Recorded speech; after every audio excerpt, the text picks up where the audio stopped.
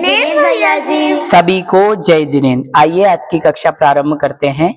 नमो अरिहंतारम नमो सिद्धारम नमो आयरियाणम नमो वज्रायाणम नमो लोहे सवसाहुरम।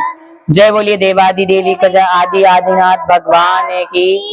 संत शिरोमणि आचार्य गुरुदेव विद्यासागर जी महाराज की। परम पूज्य निर्यापक श्रवण मुनि पुंगव सुधा सागर जी महाराज की। कल की कक्षा में हम सभी लोगों ने 24 तीर्थंकर भगवान के नाम पढ़े थे और उनके चिन्ह आदि पढ़े थे। मैं कुछ पूछ रहा हूँ, आप बताइएगा। नियति आदिनाथ भगवान का चिन्ह क्या है? भैया जी आदिनाथ भगवान का चिन्ह बैल है। बहुत बढ़िया। महावीर भगवान का चिन्ह क्या है? भैया जी आदिनाथ महावीर भगवान का चिन्ह शेर है। बहुत बढ़िया। प्रियल बताओ, अजितनाथ भगवान का चिन्ह क्या है? भैया जी आदिनाथ भगवान का चिन्ह हाथी है। और पार्श्वनाथ भगवान का चिन्ह क्या है? पार्श्वनाथ भगवान का चिन्ह सर्प है। पार्श्वनाथ भगवान कहाँ से मोक्ष गए हैं? पार्श्वनाथ भगवान सम्यक शिखर जी से मोक्ष गए हैं। ठीक है। आइए अगला पाठ हम पढ़ेंगे कुलाचार का, कि कुलाचार किसे कहते हैं, कुलाचार कितने होते हैं और कुलाचार कौन कौन से होते हैं। कुलाचार हमें बड़े ही भाग्य से और पुण्य से हमें जैन कुल की प्राप्ति हुई है, और जो सच्चा जैनी होता है उसे 3 कुलाचारों का पालन करना होता है। कुलाचार जो कुल के आचरण होते हैं, जैन कुल का जो आचरण होता है वह कुलाचार कहलाता है। कुलाचार 3 होते हैं: नित्य देव दर्शन, रात्रि भोजन त्याग और छान करके पानी पीना। ये 3 कुलाचार होते हैं। जो इन 3 कुलाचारों का पालन करता है वही सच्चा जैनी कहलाता है। जो जैनी होता है उसके मूलभूत आवश्यक होते हैं ये 3 कुलाचार। जैनी होता है उसे 3 कुलाचारों का पालन करना बहुत ज्यादा आवश्यक होता है। सबसे पहला कुलाचार है नित्य देव दर्शन, अर्थात जिनेंद्र भगवान के दर्शन हमें प्रतिदिन करना चाहिए। जो सच्चा जैनी होगा वो दिन में 1 बार प्रतिदिन प्रातः काल मंदिर अवश्य जाएगा। अब देव दर्शन की विधि क्या है वो भी हम एक बार जान लेते हैं। सबसे पहले प्रातः काल सुबह हमें जल्दी उठना चाहिए। प्रातः काल जल्दी उठ करके हमारे लिए सबसे पहले आंखें बंद करके नमोकार मंत्र पढ़ना चाहिए। नमोकार मंत्र पढ़ने के पश्चात हमारे लिए शुद्ध जल से, छने हुए जल से स्नान करके फिर हमारे लिए शुद्ध वस्त्र पहने हुए, जो वस्त्र हमारे शुद्ध पानी से धोए गए हैं उन वस्त्रों को पहन करके हमारे लिए मंदिर के लिए तैयार होना चाहिए। और अष्ट द्रव्य की डिब्बी हमें सामग्री तैयार करके फिर मंदिर जी की ओर बिना चप्पल पहने हुए, क्योंकि चप्पल पहन के जाएंगे तो आलस आएंगे, जीव भी मरेंगे, तो बिना चप्पल पहने हुए जमीन में देख करके जीवों की रक्षा करते हुए मंदिर की ओर आगे जाना चाहिए। फिर जब मंदिर पहुंचे तो सर्वप्रथम हमें पैर धोना चाहिए, हाथ धोना चाहिए। हाथ पैर धो करके फिर मंदिर जी में प्रवेश करना चाहिए। हाथ पैर धो करके जब मंदिर जी में प्रवेश करें तो ओम जय जय जय निस्सही निस्सही निस्सही ऐसा हमारे लिए बोल करके मंदिर जी में प्रवेश करना चाहिए। घंटी बजाना चाहिए और सर्वप्रथम जिनेंद्र भगवान के समक्ष जाकर के खड़े हो जाना चाहिए। भगवान के सामने खड़े होकर के उनके स्वरूप को देखना चाहिए, उनके वीतराग मुख मुद्रा को देखना चाहिए, उनकी छवि को देखना चाहिए, उनके आभा मंडल को देखना चाहिए और उन्हें देख करके मन में हमें नमोकार मंत्र बोलना चाहिए, ऐसो पंच नमोकारम बोलना चाहिए और चत्तारी मंगल पाठ हमारे लिए बोलना चाहिए। भगवान की स्तुति करनी चाहिए। फिर उनको नीचे बैठ करके, गावासन में बैठ करके 3 बार भगवान को नमस्कार करना चाहिए, ढोक देना चाहिए, नमोस्तु भगवान, नमोस्तु भगवान, नमोस्तु भगवान। उसके पश्चात जब आप भगवान के अच्छी तरीके से दर्शन कर लें फिर भगवान की प्रदक्षिणा करें अच्छी तरीके से। प्रभु पतित पावन स्तुति आप भगवान की प्रदक्षिणा करते हुए बोल सकते हैं।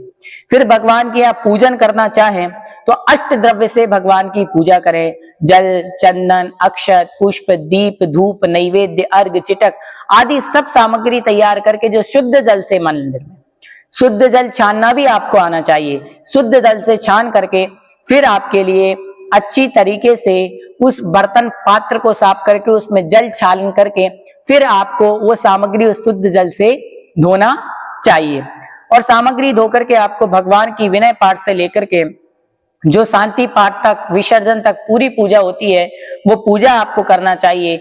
मंदिर में 24 भगवान के नाम बोलना चाहिए। और आप शास्त्र स्वाध्याय करना चाहें तो शास्त्र स्वाध्याय कर सकते हैं।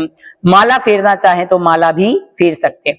कुछ बातें महत्वपूर्ण हैं, आप याद रखें। मंदिर में कभी जूठे मुंह ना जाएं। मंदिर में कभी जूठे मुंह नहीं जाना चाहिए।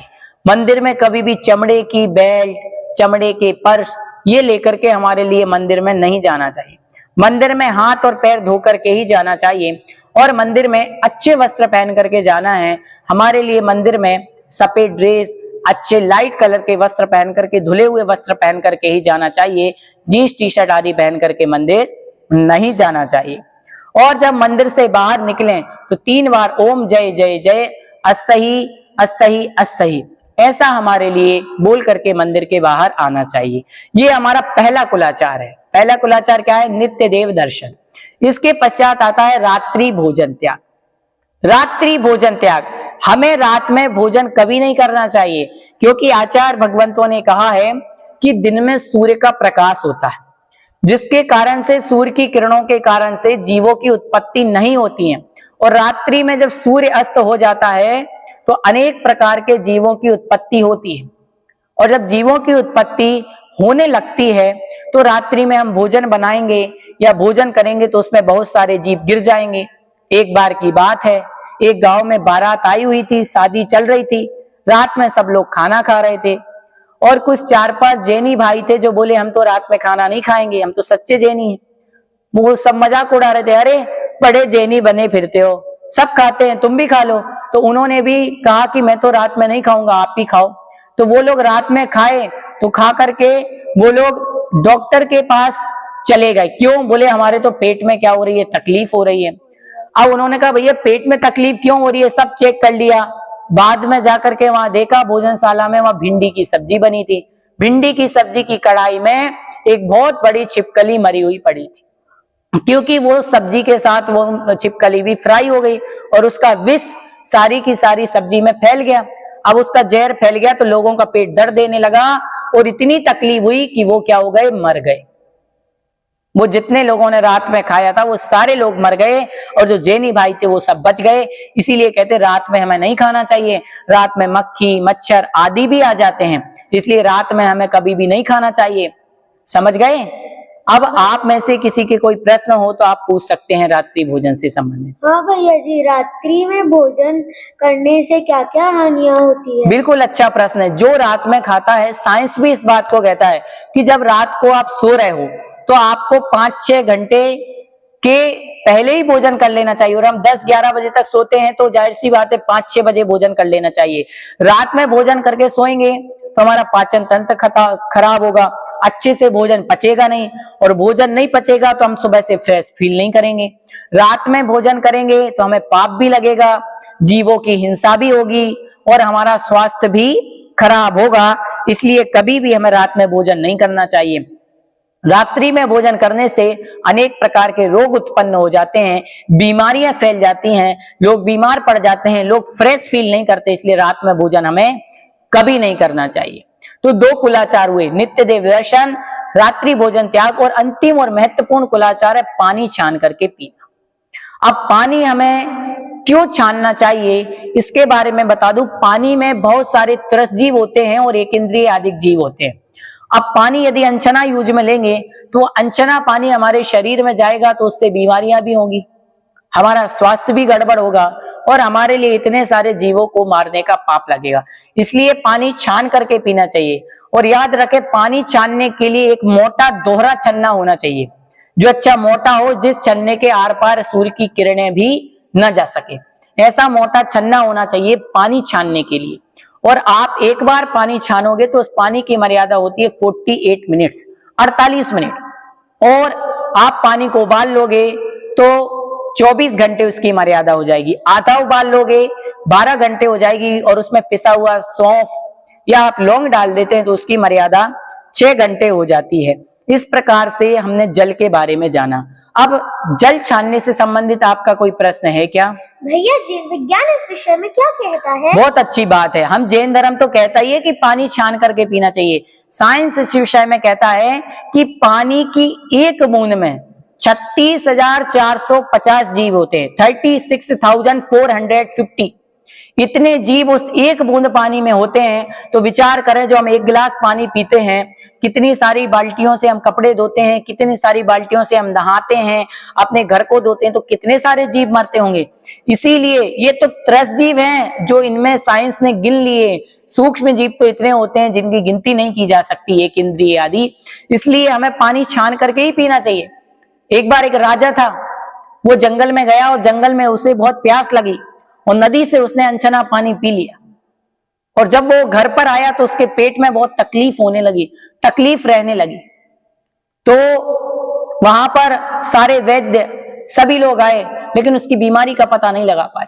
राजा ने कहा, अब रोज रोज तकलीफ होने से अच्छा है कि मैं अपने प्राण हरण कर लूं, खत्म कर लूं, अपने प्राणों का नाश कर लूं। तो वो जल समाधि लेने के लिए जाता है और उसकी पत्नी को स्वप्न आता है कि राजा ने अनछना पानी पिया, इसलिए उसके पेट में कोई जीव आ गया। इसको एक काम करो, उल्टी कराओ, नमक का पानी पिलाओ। उसको नमक का चूने का पानी पिलाया गया तो उल्टी हुई, और जैसे ही उल्टी की तो इतना बड़ा उसमें से क्या निकला, एक सर्प का बच्चा निकला, एक जीव निकला।